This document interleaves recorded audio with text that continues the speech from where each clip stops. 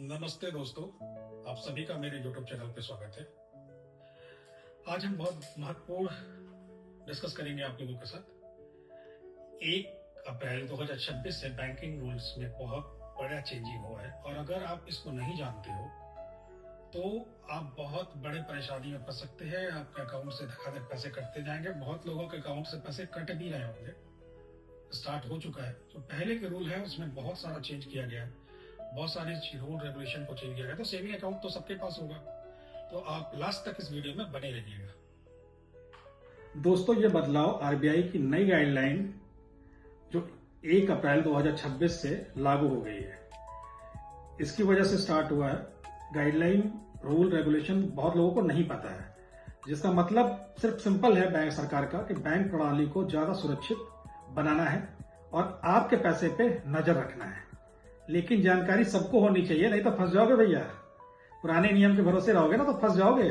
फिर सोच लेना, पैसे भी कटेंगे, खुद भी फंसोगे। सबसे बड़ा झटका लगा एटीएम यूजर को। जो एटीएम यूज करते हो ना, सबसे बड़ा प्रॉब्लम वो हो गया है।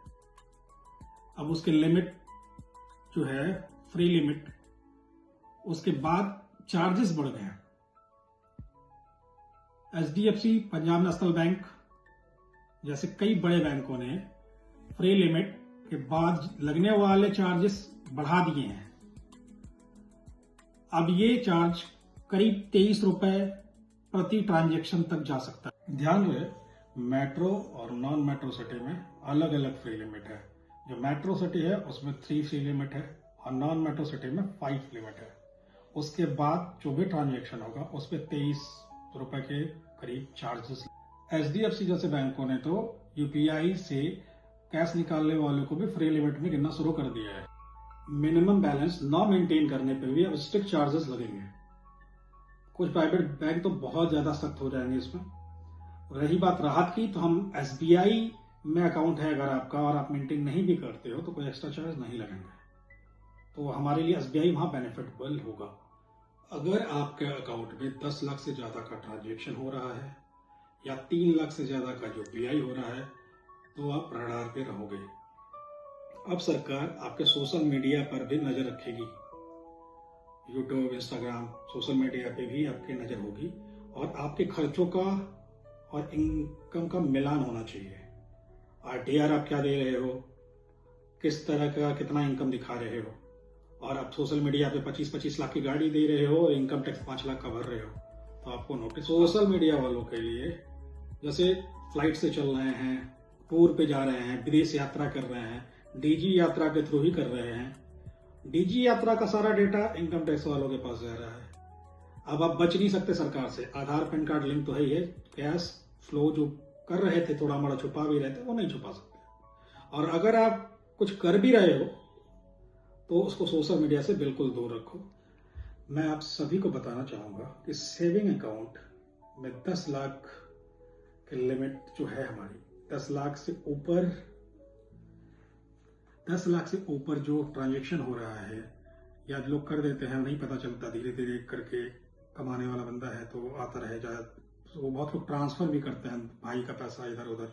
तो वो 10 लाख से ऊपर जब आप जा रहे हो ना, तो सेविंग अकाउंट में एक ऑटोमेटिकली नोटिस बैंक भेज देता है इनकम टैक्स को। और अगर आपकी इनकम है तो आप इनकम करो, इनकम दिखाओ और टैक्स भरो टाइमली। कोई गलत चीज नहीं है टैक्स भरना। अपने देश को सपोर्ट करना कोई गलत बात नहीं होती। आप टैक्स भरो। 3 लाख की यूपीआई अगर आप ले रहे हो तो आप रडार में आओगे। तो आपके पास फैमिली में 4-5 अकाउंट है तो आप 4-5 अकाउंट का यूज करो और आपका जो रेगुलर इनकम है, जो जेन्युइन इनकम है, वो इनकम दिखाओ गवर्नमेंट को और उतना टैक्स दो। 1 नंबर का पैसा है, कोई प्रॉब्लम ही नहीं होगी। मगर आपको ये चीजें पता होना चाहिए, अपडेट होना चाहिए, आपको नॉलेज होनी चाहिए। जब नॉलेज नहीं होगी तो फिर हम बहुत सारी गलतियां कर देते हैं। कुछ हमारे देश के बाहर बैठे हुए लोग हैं जो वो भी पैसा भेजते हैं कमा के विदेश से, उस पर टैक्स नहीं लगता।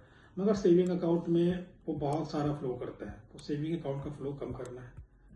और अगर आपका फ्लो ज्यादा है, आप उसको नहीं कंट्रोल कर सकते हो, तो मैं ये बोलूंगा, अगर आप बिजनेस करते हो, छोटा मोटा भी बिजनेस है, तो आप उद्योग का लाइसेंस लो, आप आराम से करेंट अकाउंट ओपन करो।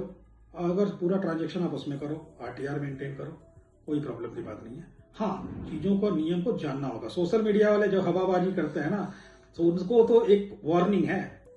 सोशल मीडिया में जो इंस्टाग्राम पे आईफोन ले रहे हैं, थॉर रॉक्स ले रहे हैं, फॉर्च्यूनर ले रहे हैं, आरटीआर 5 लाख 8 लाख 10 लाख से ज्यादा नहीं जाता। तो भाई उनके लिए तो है, उनके लिए खतरा है।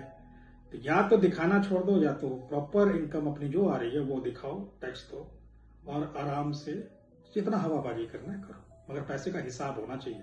अगर आपके अकाउंट में 3 लाख आ रहा है, 2 लाख आ रहा है, तो आपको पता होना चाहिए, वो जेन्युइन सोर्स होना चाहिए कि आपने कमाया है, कमीशन है, किसी कंपनी के थ्रू है। ऐसे फ्लो मनी नहीं आना चाहिए कि उनका पैसा है, उनका पैसा है, मुंह जबानी नहीं चलेगा, बिल होना चाहिए, चीजें होनी चाहिए प्रूव करने के लिए। क्योंकि आरटीआर में भी दिखाना पड़ेगा, आप आरटीआर नहीं भरते तो आपको नोटिस आएगी। बहुत सारे लोगों को ऑलरेडी नोटिस आ रही है।